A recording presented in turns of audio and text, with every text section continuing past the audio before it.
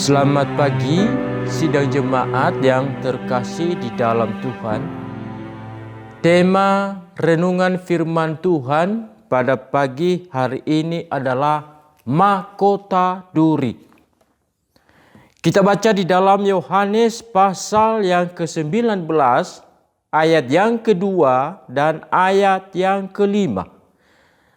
Prajurit-prajurit menganyam sebuah mahkota duri dan menaruhnya di atas kepalanya. Mereka memakannya dia jubah ungu. Lalu Yesus keluar bermahkota duri dan berjubah ungu. Maka kata Pilatus kepada mereka, "Lihatlah manusia itu."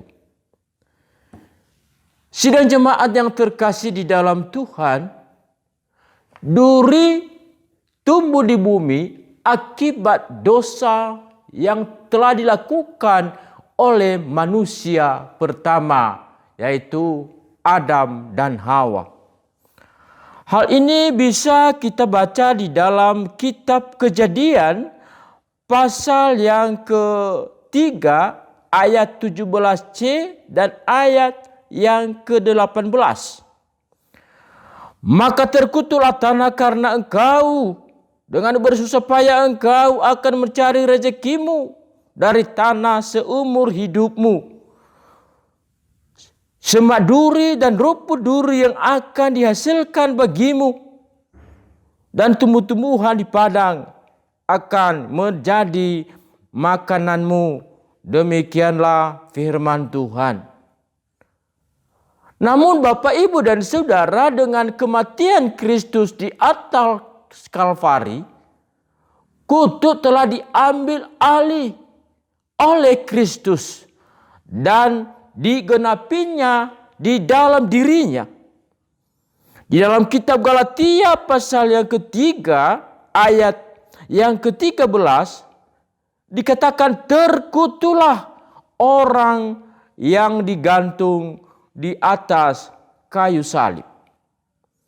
Bapak, Ibu, dan Saudara, ada 3 mahkota, makna mahkota duri yang ditancapkan di atas kepala Yesus.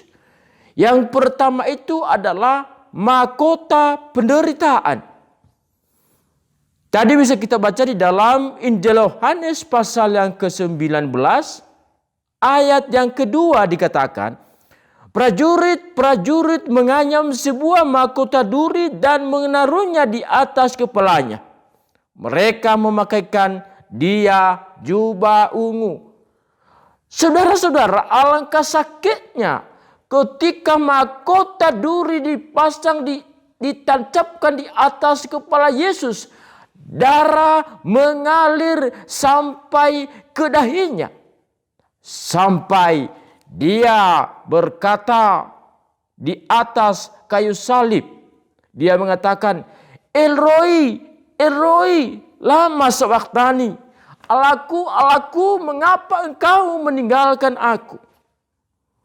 Di dalam Yesaya pasal yang ke-53 dikatakan, bilur-bilurnya kita sudah menjadi sembuh.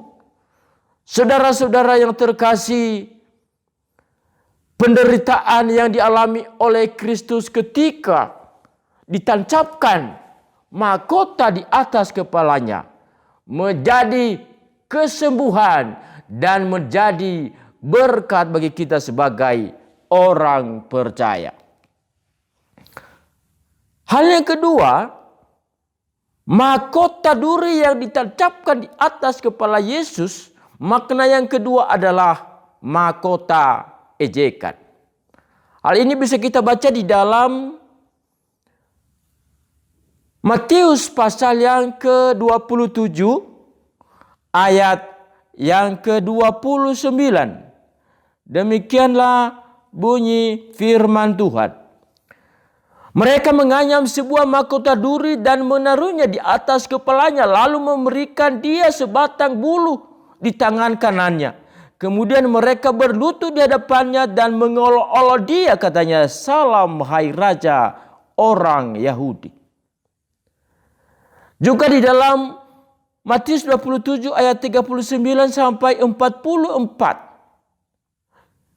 orang-orang yang lewat mengolok-olok dia dengan mengatakan, hai engkau yang mau merubuhkan bait suci dan mau membangunnya kembali dalam 3 hari, selamatkanlah dirimu. Jikalau engkau anak Allah, turunlah dari salib itu. Begitu juga para imam-imam mengolok-olok dia. Mereka mengatakan orang lain ia selamatkan, tetapi dirinya sendiri dia tidak dapat selamatkan. Baiklah ia menyelamatkan dirinya sendiri dan kami percaya kepadanya. Begitu juga para penyamun-penyamun mengolok-olok dia, mengejek dia, menghina dia. Bapak, Ibu dan Saudara, hal yang ketiga, makna mahkota duri adalah mahkota kemenangan. Tadi yang pertama kita memahami bahwa makna mahkota duri yang pertama adalah mahkota penderitaan, yang kedua adalah mahkota ejekan, dan yang ketiga adalah mahkota kemenangan. Orang-orang yang menyaksikan penderitaan Kristus, mereka pikir Kristus itu sudah kalah, tidak bisa berbuat apa-apa. Ketika mahkota duri di atas kepalanya, mereka kira dia menderita, dia dihina, diejek. Tetapi sebenarnya itu adalah mahkota kemenangan. Kemenangan dalam hal apa? Kristus telah menang melawan musuh-musuhnya. Yang pertama, sudah terkalahkan. Iblis sudah terkalahkan. Hal ini bisa kita baca di dalam Kolose pasal yang kedua ayat yang ke-15. Ia telah melucuti pemerintah-pemerintah dan penguasa-penguasa dan menjadikan mereka tontonan umum dalam kemenangannya atas mereka. Kemenangan Kristus yang kedua adalah dosa. Ketika dia berkata di atas kayu salib, Bapa, ampunilah mereka, sebab mereka tidak tahu apa yang mereka perbuat. Dan kemenangan Kristus yang ketiga adalah mengalahkan maut. Kita baca di dalam 1 Korintus 15 ayat 26. Musuh yang terakhir yang dibinasakan ialah maut. Demikianlah bunyi firman Tuhan. Kita berdoa. Dengan penuh ucapan syukur dan terima kasih kami menaikkan di hadapan-Mu Tuhan. Engkau baik dan sangat baik kepada kami. Engkau merelakan dirimu untuk dikasihkan mahkota duri. Engkau memikul salib-Mu.